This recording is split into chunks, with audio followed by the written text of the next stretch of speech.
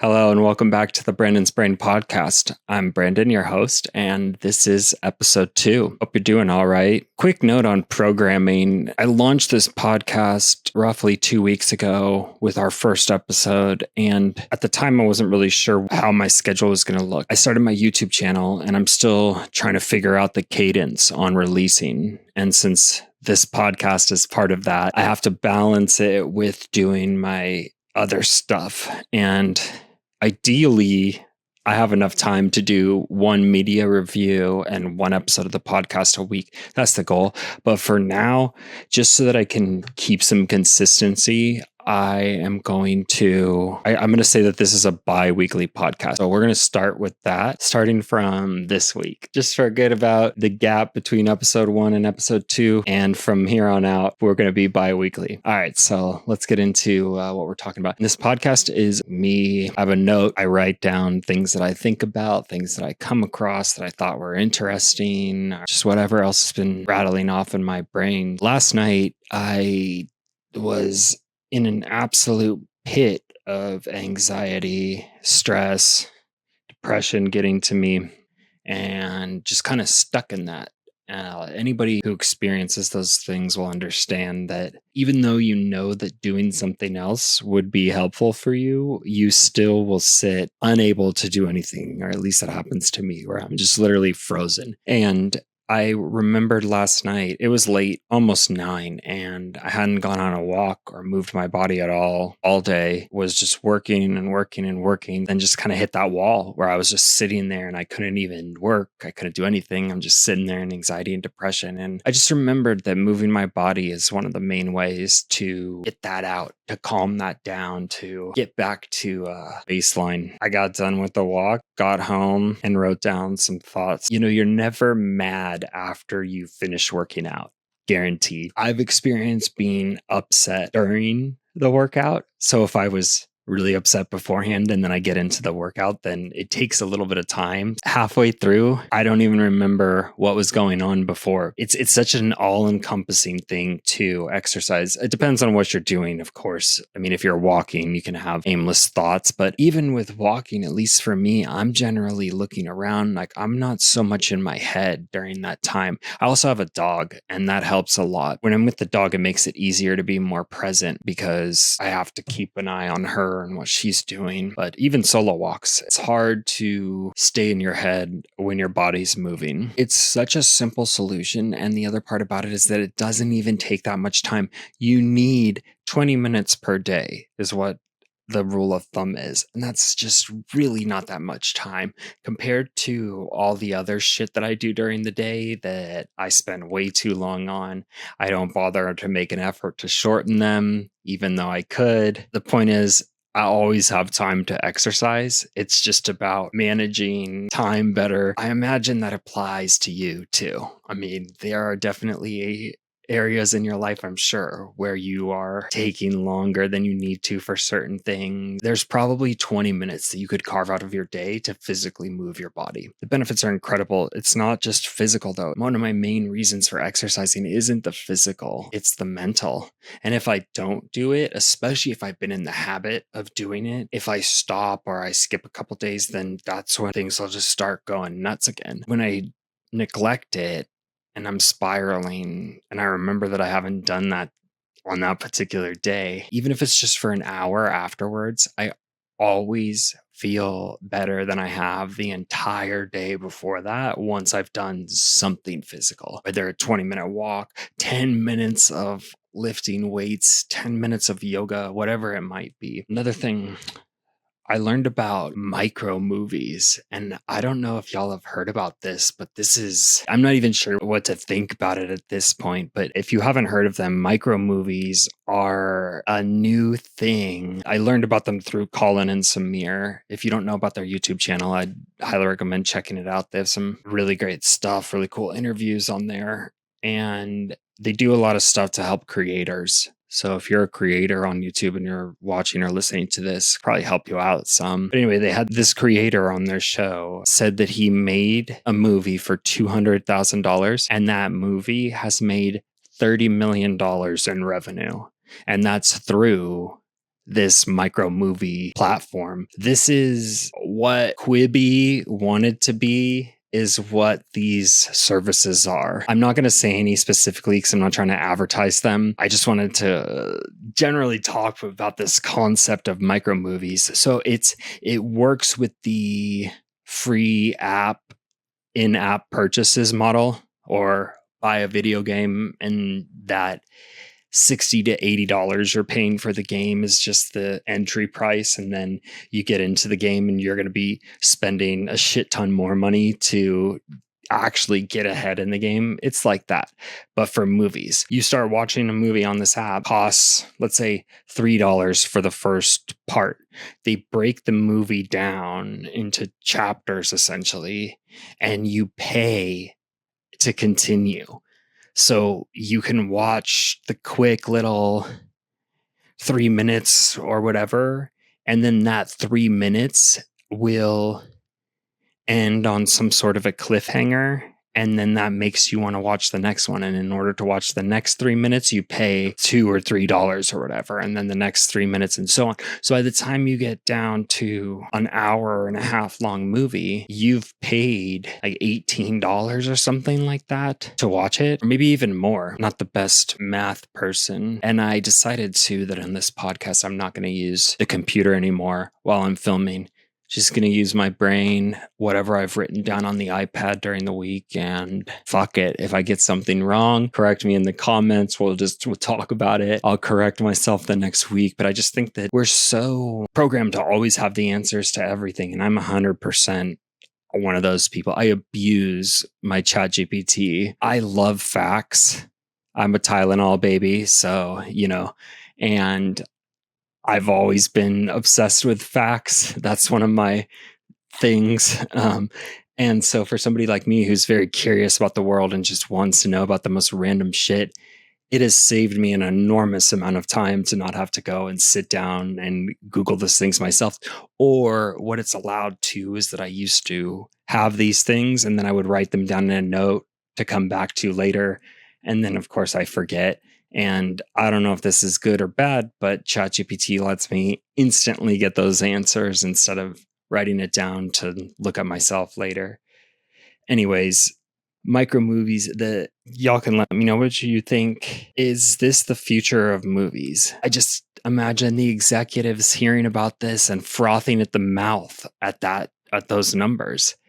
And my question is, why would studios put movies in theaters for $15 a ticket when they could double that amount with micro payments? If there's still movie theaters and still the movie theaters were able to recover enough that they're still in existence now after the pandemic, I imagine they're going to be around for the long term. I don't think that they're going to go anywhere. I think the demand for certain films in the theater is always going to be there. But I do see it's not like anything's going to change, though. We don't see a ton of mid-budget movies anymore. I mean, if it's not something that's going to damn near guarantee that they're going to make tons of money off of it, they're just not making it anymore. Whereas in the 90s, 2000s, there was tons of bad film. I mean, not to say that there aren't bad movies in theaters. There definitely are, but there was just a lot more of them where it was some random, it wasn't a franchise. You'd never heard of this in your life before. It's a brand new story, like completely just, they would take chances on random comedies and all that stuff. And even though a lot of it was bad, it still was there. And that doesn't exist anymore. And so from that standpoint, I could see micro movies filling in that niche. So where Hollywood is willing to invest $200,000 into a film, even if it doesn't hit, if they make $1 million off of it from micro payments, then I mean, that's pretty damn good. And it could easily happen the more and more people who get on this. I think right now this is really popular in parts of Asia. I can't remember which countries. In any case, this hasn't hit the states super hard yet. It'll be interesting to see if micro movies get adopted outside of those countries that it's thriving in now. I could definitely see it. It's going to be interesting to see how they change the landscape of what things get made. Does Netflix keep putting everything on Netflix for however much that costs a month now? Like, I could see them integrating this into their platform where now maybe you pay a little less monthly, but in order to access some certain premium content, you have to do this micropayments thing. I don't know. I could see this. I could see executives at various places within the Hollywood system coming up with all different kinds of ways that they could make tons of money off of this. And I don't think that those things are going to be great for us. I know that this is old news at this point, but since it's been 2 weeks, we're going to cover stuff that's a little bit old too. But at the time that I wrote this down, it had just happened, but Kimmel getting fired, even though he's reinstated, the precedent has been set that that can happen, that the president of the United States can have influence over what a supposed to be independent broadcaster is saying on their network. I just think that there's some greater free speech implications here, that the fact that precedent has been set, the companies immediately bent over and did that, is a really dangerous precedent. And I think it's even more dangerous when you consider that the man in charge of the FCC right now is completely in his pocket. He's going to do whatever it is that's going to get his back scratch. If they're silencing somebody as big as Kimmel, I'm just wondering then, who stops them from doing that to other people? And like, where does that end? This is a good transition into something else. I wanted to talk about Project 2025. There's a website that I found in researching this, that it's a tracker, Project 2025 tracker. According to that tracker, 40% of Project 2025 has been implemented. Remember, Project 2025, the thing that the administration said that they weren't on board for. They had their own plan that they were working with, and then a bunch of architects of Project 2025 got assigned into various positions in cabinets and important leadership positions. They're fully implementing Project 2025. I wanted to look up what it says about broadcasting and networks and see if there's anything in there. And in Project 2025, there's proposals for major changes to the FCC and communications policies. While it doesn't explicitly call for censorship of political opponents, it does advocate for narrowing Section 230 protections. Section 230 is what protects companies who host content. Whatever's posted on their platform by the users of their platform, that can't come back onto the company. In other words, they're not responsible for what people are putting on their platform. Project 2025 specifically calls for narrowing the scope of Section 230. That means that they're trying to make it so that they can go after these platforms in the same way that the FCC is in charge of broadcasting licenses, so they can put pressure on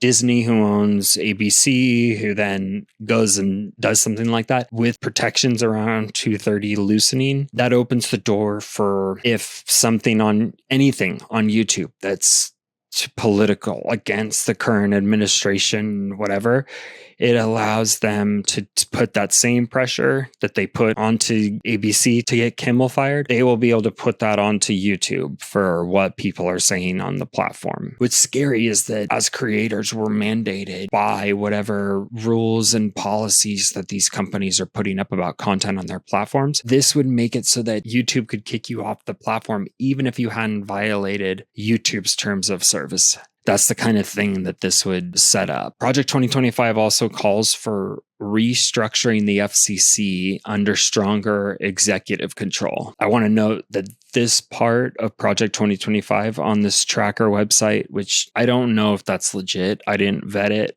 It was one of the first things that came up and I checked it out. But they said that this part, the Section 230 restrictions, they haven't started on this yet, at least for now. And finally, Project 2025 calls for defunding public broadcasters, which that's already happened. PBS lost their funding, NPR lost their funding. Yeah, it's real and it's really happening. So those three steps are narrowing Section 230 protections, restructuring the FCC under stronger executive control, and defunding public broadcasters set precedents that enable future administrations to exert political influence over media, online platforms, and broadcast licensing. It's going to create structural risks for viewpoint neutrality and press freedom. Brendan Carr, who's currently in charge of the FCC, said that censorship is the authoritarian's dream. And at the time, that seemed that he was pro free speech. Based on what we've seen, that's a much more sinister thing for him to say, given he said that when he was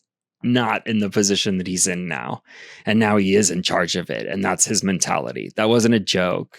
That wasn't for free speech. That is a fact, but he's on board with that based on what we've seen thus far. Talking about this, because if we're not talking about this stuff, then it blindsides us. If we talk about it, we know about it before it's happening. There's some time to try to intervene or just to be aware that this is what's going on so that, I don't know. And what we saw was pretty awesome, that the people came together, canceling the Disney Plus subscriptions, all that stuff, to the point where the network said, okay, no, we're not. We're bringing it back. We're bringing it back. And then the Sinclair and the other ones who manage what gets aired across the country or whatever, they had limited the Kimmel show when it came back in certain markets. It was only being broadcasted limited. And then eventually that got lifted too. And that's because of pressure from us consumers. We do have some power, at least for now, as far as that's concerned. And I think that if we're aware of what's happening, what the desires of this administration are, it just puts us in a better position to try to not allow this to happen. I wanted to quickly remind everybody that telling somebody to calm down never, ever does that. It never has. And it won't. So can we please stop telling people to calm down? You're saying that.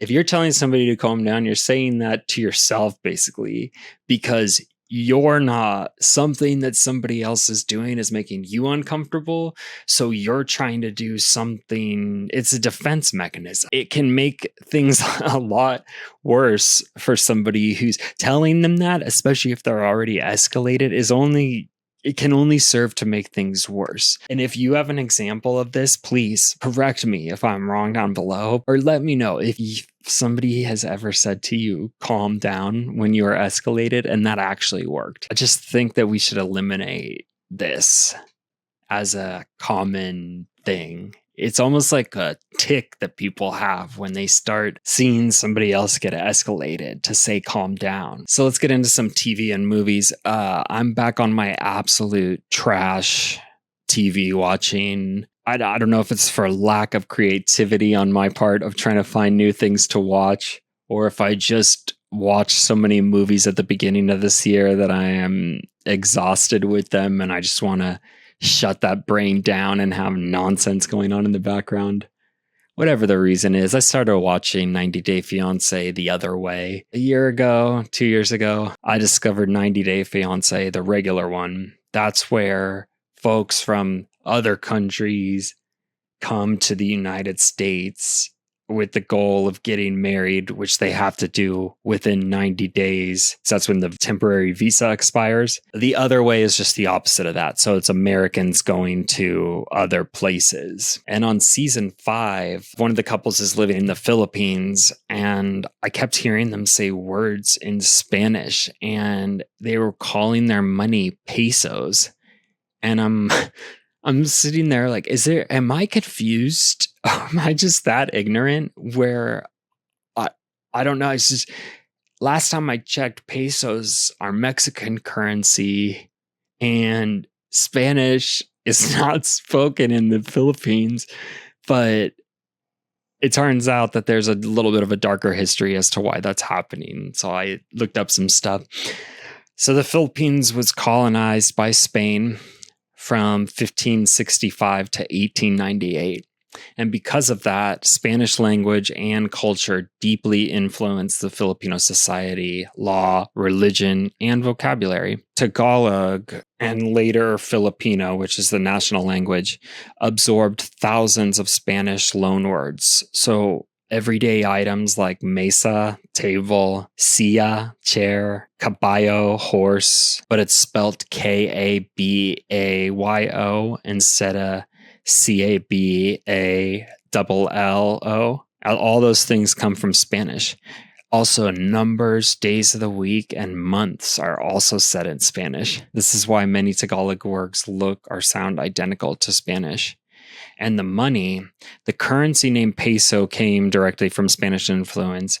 Spain introduced the peso during their colonial rule, and the Philippines just kept the name even after they gained independence. Mexico's connected because the Manila-Acapulco galleon trade from 1565 to 1815 linked the Philippines and Mexico. Silver pesos that were minted in Mexico circulated widely in the Philippines. And so the Mexican peso directly shaped the Philippine currency system. More on the Mexico connection. For more than 250 years, the Philippines is governed as part of the Viceroyalty of New Spain, which was based in Mexico City. That's why many colonial policies, goods, and settlers came through Mexico before they reached Manila. When the galleon trade ended, the Philippines was still under Spain, but its cultural and economic link to Mexico had already been cemented. So to wrap it up, Spanish colonization of the Philippines explains some of the shared words, Catholic traditions, and the peso. Mexico explains the trade and administrative connection. Essentially, the Philippines was run as Spain's colony, but managed through Mexico for most of its colonial history. It's because of terrible things, basically, but I do think it's interesting that now that Philippines has gained independence, there's still these little bits of it, and it's just ingrained in the culture. I get so just wondering how often is that taught in schools in the Philippines, or how deep do they go into that, and or do they even know that the words that they're using are Spanish? So I wanted to talk about dogs. I just wanted to say that if you have a dog and you think that you're above picking up your dog's shit, fuck you. You're a dumbass, and you should have never gotten that animal if you were going to decide to fuck over your community. Maybe one of the most selfish things that you can do, you decide that you're not going to do the only thing that you have to do that sucks about having a dog. It doesn't make sense to me. I don't know how you can watch your dog do that and then walk away from that. The worst is when I see it, just because my dog does it. I'll be walking my dog and we're walking along, and then all of a sudden my arm's getting yanked back behind me because as she's walking, she's just decided that it's time to shit, just starts doing it in the middle of the walk. And dogs do that. People will just walk away after that and leave a pile of dog shit in the middle of the fucking sidewalk. I don't understand it. Yeah, you're a piece of shit if you do that, period. There's no justification or reason or anything for that. And if you think that you're too good to do that, then you shouldn't have gotten a dog. Like, it's really simple. You weren't forced to get a fucking dog. You chose to do that. And then you're going to fuck up your community, potentially fuck up somebody's day within your community because you don't want to pick up dog shit. Yeah, it sucks.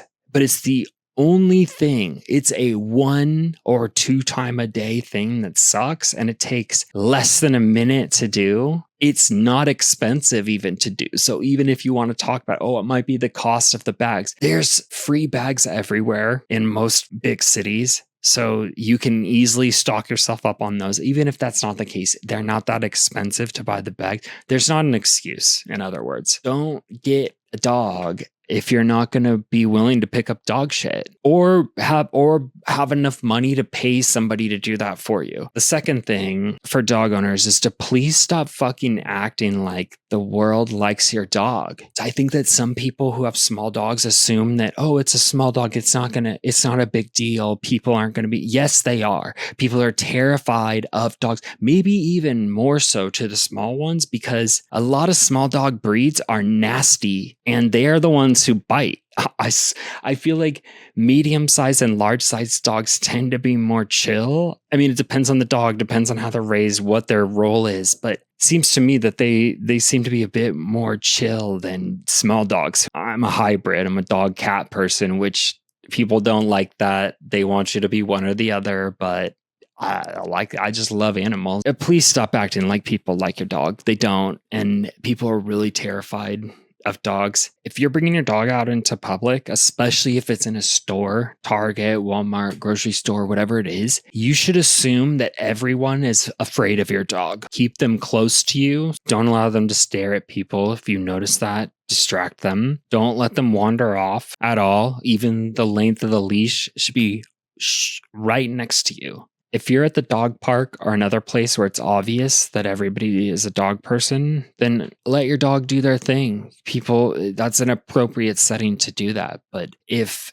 your dog isn't being visibly controlled by you, somebody around you is going to be uneasy by that. Doesn't matter the size of the dog, doesn't matter how old your dog is, doesn't matter the breed. I wanted to end the episode with just a couple of nice things.